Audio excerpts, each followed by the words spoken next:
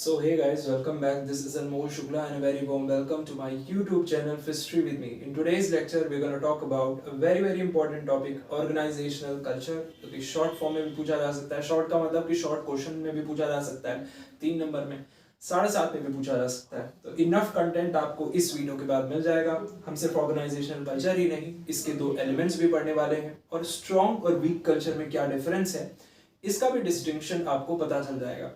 So video बहुत important है, इसको पूरा देखिए. But before that, if you are new to the channel, subscribe and hit the bell icon to get the daily updates and notifications. Let's start. So let's talk about organizational culture without any delay.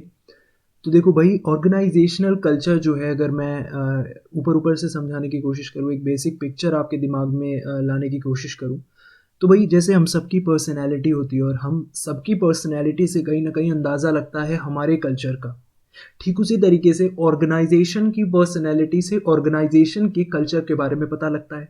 तो when we talk about organisational culture, it's nothing but organisational personality. जब हम organisation की as a whole personality देखते हैं, that is what organisational culture is. So वही लिखा है यहाँ पर सबसे पहले, organisational culture is nothing but an organisation's personality. So when we talk about culture, we talk about organization's internal word. What do you mean when I say organization's culture? क्या समझते हैं आप ऑर्गेनाइजेशनल कल्चर से? भाई organisation बना है उसमें काम कर रहे लोगों से, एक ह्यूमनिस्टिक अप्रोच लेके चलते हैं ना. डेफिनेटली एम्प्लॉयज़, वर्कर्स, बहुत ओनर भी ह्यूमन है. इम्प्लॉयज़ और वर्कर्स जो काम कर रहे हैं वो भी ह्यूमन है. जो इन्वेस्ट कर रहे हैं, इन्वेस्टर्स और शेयर होल्डर्स, वो भी ह्यूमन है. जो लेंगे उस प्रोडक्ट को वो भी ह्यूमन है, कंज्यूमर्स, है ना.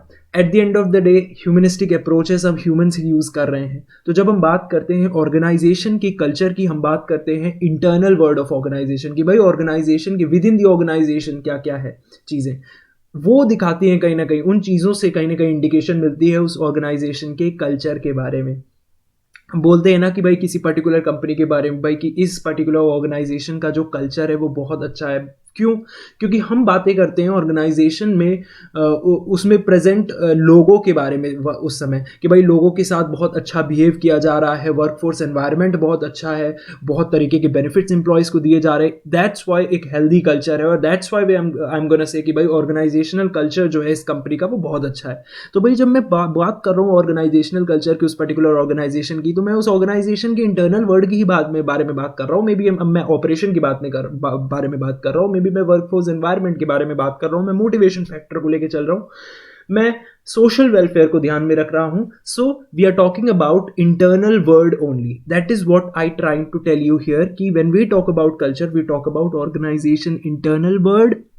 ऑर्गेनाइजेशन की पर्सनैलिटी कहीं ना कहीं उसके कल्चर के बारे में हमें अंदाजा दे देती है. Now a healthy culture is a function of honesty, truth, dignity and respect. तो एक हेल्दी कल्चर क्या है? जहां पर ऑनेस्टी हो, ट्रुथ हो, डिग्निटी हो और रिस्पेक्ट हो. जहां पर किसी भी ऐसी भी कोई और भी चीज़ हो सकती है, जैसे discrimination factor. It's a very important factor in organisation कि नो वन शुड जज ईच अदर. कोई भी एक दूसरे को जज ना करे, डिग्निटी बनाए रहे, ट्रूथ और ऑनेस्टी हो, रिस्पेक्ट हो, फेयर एनवायरनमेंट हो सभी के साथ. सो कल्चर ही वो चीज है जो बताती है ये चीजें. So culture is something which manager cultivates in an organisation. और ऐसा नहीं कि भाई कल्चर जो है अपने आप आ गया. इट इज समथिंग जिस पर काम करना पड़ता है. इट इज समथिंग जिस पर मैनेजमेंट को काम करना पड़ता है, जिसके लिए मैनेजर नियुक्त किए गए, तो मैनेजर को करना पड़ता है काम, और कल्टिवेट करते हैं वही इस चीज को ऑर्गेनाइजेशन में. सो ऑर्गेनाइजेशन कल्चर को अगर मैं डिफाइन करूं, so it is defined as the group norms, values, beliefs and assumptions practiced in an organization. It provides a framework in an organization, also brings stability in the organization. तो जब हम बात करते हैं ऑर्गेनाइजेशन कल्चर की, तो यहाँ पर मैंने एक वर्ड यूज किया कि भाई ऑर्गेनाइजेशन कल्चर जो है it is defined as the group norms. अब ये ग्रुप नॉर्म्स क्या होते हैं, ग्रुप नॉर्म्स क्या होती है? अब हर ग्रुप के अपने, अब देखो हर ग्रुप जो होता है उसके कुछ अपने कस्टम्स होते हैं, कुछ हैबिट्स होती हैं और एक्सपेक्टेशंस होती हैं कि भाई किस तरीके से होनी चाहिए चीज़ें.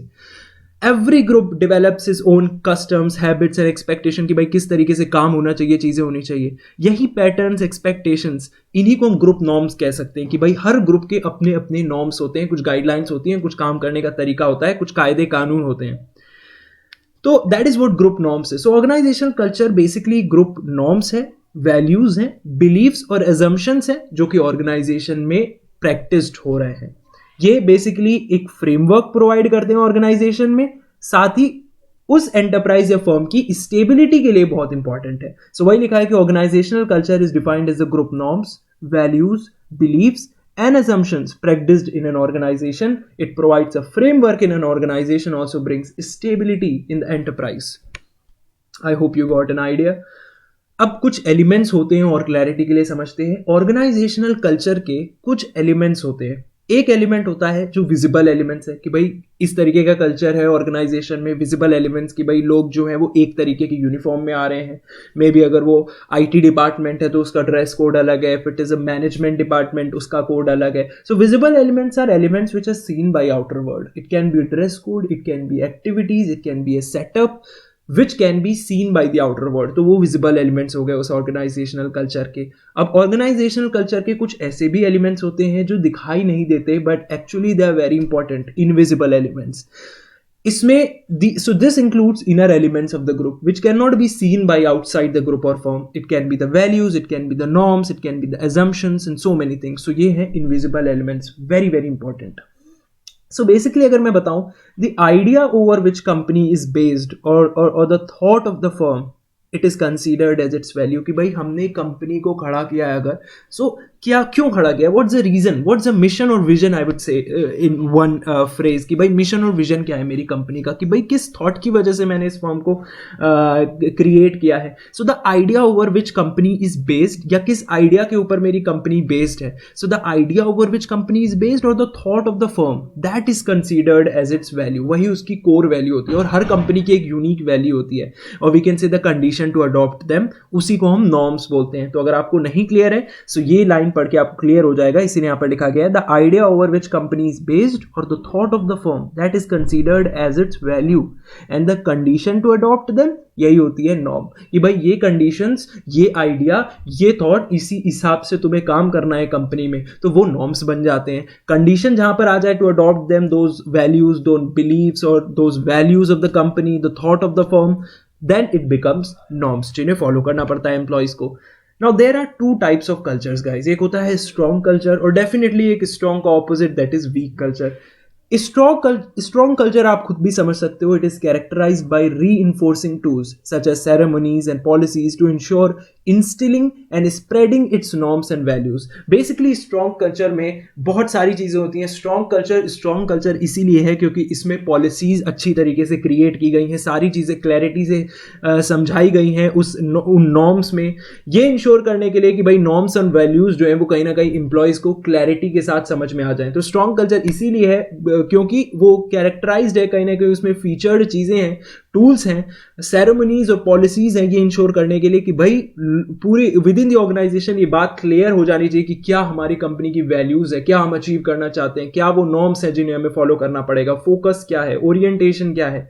सो a strong culture is characterized by reinforcing tools such as ceremonies and policies, ये इंश्योर करने के लिए to ensure instilling and spreading its norms and values, its focus and orientation towards its employees and their performance and the group conformity कि क्या हम चाहते हैं group से, क्या हम चाहते हैं एम्प्लॉइज से, उनकी परफॉर्मेंस से। Also it focuses on high performance and constructive pressure, और कहीं ना कहीं ये फोकस भी करती है इस बात पर कि परफॉर्मेंस हाई हो। डेफिनेटली स्ट्रॉन्ग कल्चर इस बात पर फोकस करेगा, हाई परफॉर्मेंस हो। At the same time we are providing benefits for employees also, welfare programmes for employees, we are providing them good facilities as well as good working environment and work life balance should be maintained and all those things. So with that constructive pressure high performance achieve हो। So ये ऐसा हम कहीं ना कहीं strong culture से समझते हैं ना। Weak culture where there is little alignment with organisation values, जहां पर वैल्यूज की बात ही ना की गई हो बट की भी गई हो तो नॉर्म्स क्लियर ना हो और वो कहीं ना कहीं फॉलो ना हो रहे हो within the organisation. So when where there is little alignment with organisational values and control must be exercise through extensive procedures and bureaucracy, तो वो एक वीक कल्चर में देखने को मिलता है, या स्टार्टिंग के जो स्मॉल स्टार्टअप्स होते हैं कंपनीज के, उनमें स्टार्टिंग में ये चीज़ें देखने को मिलती हैं, बट अल्टीमेटली वो धीरे धीरे अपने आप को इम्प्रूव कर लेती है। बट स्ट्रॉन्ग कल्चर जो बड़ी बड़ी कंपनीज हैं वो फॉलो करती हैं, कहीं ना कहीं वो बहुत इंपॉर्टेंट हो जाता है। सो आई होप ये लेक्चर आपको समझ में आया होगा। So all the very best, will see you in the next video, take care.